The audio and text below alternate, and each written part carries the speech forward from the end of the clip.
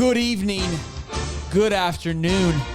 Welcome back to Week 11 recap, or Week 12. What is it, Week 11 recap of Your Mom's Fantasy Football League. Ladies and gentlemen, it wasn't really an exciting week. I'm going to be honest with you. All of the top seeds won. There was not a game where the top seed did not take home the W. So it was kind of boring, right? So it begs the question, well, how do you have a dark night? Now, remember I called last week Game of the Week was going to be versus Your Majesty and Carlos. Carlos has been on a burner, okay, on a hot streak. The guy who was not losing. So even though he was the higher seed, the 5th seed, while Holly was the 3rd seed, I would almost say that Carlos was the favorite. Well, he lost. He got demolished, like 140-90. So for your Dark Knight this week, I'm giving up for Stephen Holly. Honestly, Stephen has probably won this award the most, and we might have to change the name from Dark Knight to just Holly Award. Because, look, I think we just expect Holly to lose, but he keeps winning.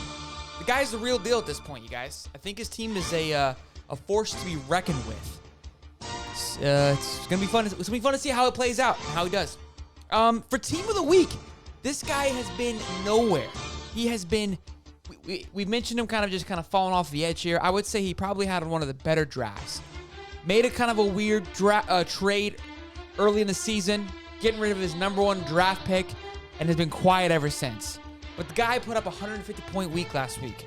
Absolutely hammered it down and got the W. Smashed. Was it the Twat? Did he beat the Twat? He did beat the Twat, which you guys know always gets me going, right? If you always get extra points doing that, putting him even farther out of playoff contention. So for Team of the Week, you guys already know who it is. Optimum Tax Relief. Connor, way to go, bud. Way to get the dub there.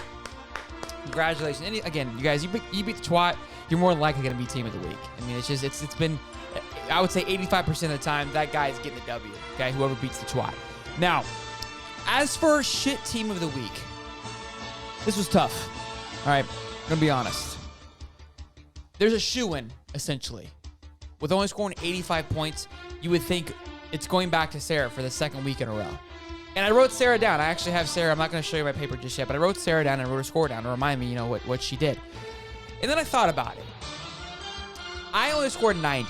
I scored 5 more. I sat 30 points, 45 points. That could have easily been, placed in. I took a 10-point number out 2 minutes before the game started. I switched out a 7-point defense 10 minutes before the game started. I was tinkering. I was trying to do too much, too late, and it was bad management. It really was. It was pathetic. It was uncalled for, and for those reasons, as much as it hurts, I gotta take it on the chin. I was worst Team of the Week. I am shit Team of the Week, not Sarah. As much as I wanted to give it to her, I really did. I wrote it down, and then I put a little scratch through her name right there on the bottom, and then I wrote my name because I had poor management, and I've given the worst Team of the Week to Carlos before because he's poorly managed his team, even though he didn't have lowest points, but he poorly managed his team, and I gave him the award. So I've got to be consistent, right? Consistency is key here on this show, and I wanted to make sure I kept it the same. Look, guys, we did some math, Carlos and I, and you guys know how Carlos is with his numbers. Not great, but we ran some numbers, did a little calculation. Sheffy, I think your time is near, my guy. Technically, he's only 2 games back, but what's in front of him, who he has to play. Again, Carlos and I did the math, so you guys take it as you want. I think mathematically, he has less than a 2% chance of making the playoffs. From a guy that was just the man to beat with Derrick Henry carrying the load to just nothing. Nothing in the last few weeks. Chef, we love you, but I think your time's up, bud. Look, we're all rooting for you, kind of. I don't know, not really. I'm not. I need you to lose. So we'll see how it goes down. The rest of us, we are fighting for blood. From 4 down, I believe, are literally fighting for blood. It is going to be a showdown coming to the wire.